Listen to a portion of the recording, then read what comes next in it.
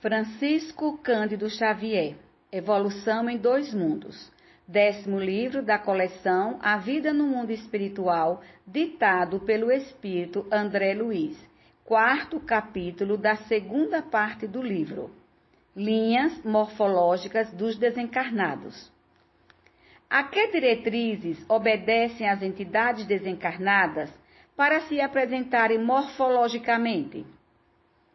As linhas morfológicas das entidades desencarnadas, no conjunto social a que se integram, são comumente aquelas que trouxeram do mundo a evoluírem, contudo, constantemente para melhor apresentação, toda vez que esse conjunto social se demore em esfera de sentimentos elevados.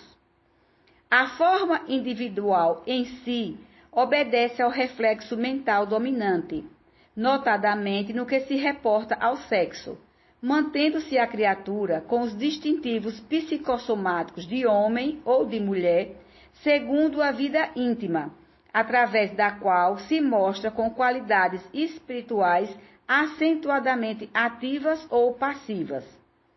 Fácil observar, assim, que a desencarnação libera todos os espíritos de feição masculina ou feminina que estejam na reencarnação em condição inversiva, atendendo à aprovação necessária ou à tarefa específica, porquanto, fora do arcabouço físico, a mente se exterioriza no veículo espiritual com admirável precisão de controle espontâneo sobre as células sutis que os constituem. Nota do autor.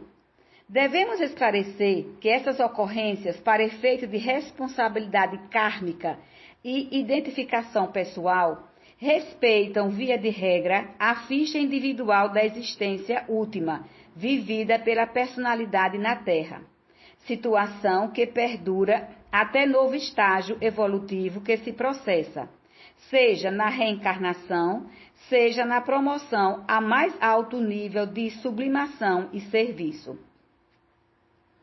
Ainda assim, releva observar que se o progresso mental não é positivamente acentuado, mantém a personalidade desencarnada nos planos inferiores por tempo indefinível, a plástica que lhe era própria entre os homens. E nos planos relativamente superiores, sofre processos de metamorfose, mais lentos ou mais rápidos, conforme as suas disposições íntimas. Se a alma desenleada do envoltório físico foi transferida para a moradia espiritual em adiantada senectude, gastará algum tempo para desfazer-se dos sinais de ancianidade corpórea, se deseja recomeçar o próprio aspecto e, na hipótese de haver partido da terra na juventude primeira, deverá igualmente esperar que o tempo a auxilie, caso se proponha a obtenção de traços da madureza.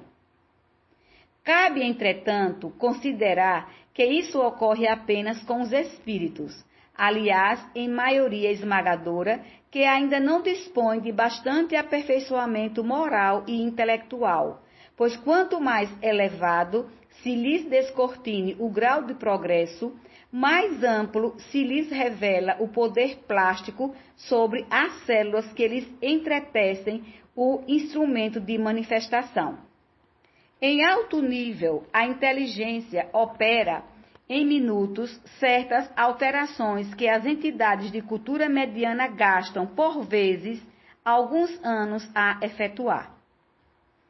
Temos também, nas sociedades respeitáveis da espiritualidade, aqueles companheiros que, depois de estágios depurativos, se elevam até elas por intercessões afetivas ou merecimentos próprios, carregando, porém, consigo determinadas marcas deprimentes, como sejam mutilações que os desfiguraram, inibições ou moléstias que se denunciam na psicosfera que os envolve, ou distintivos outros menos dignos, como remanescentes de circuitos mentais dos remorsos que padeceram a se lhe concentrarem desequilibrados sobre certas zonas do corpo espiritual, mas Em todos esses casos, as entidades em lide ali se encontram habitualmente por períodos limitados de reeducação e refazimento, para regressarem a tempo breve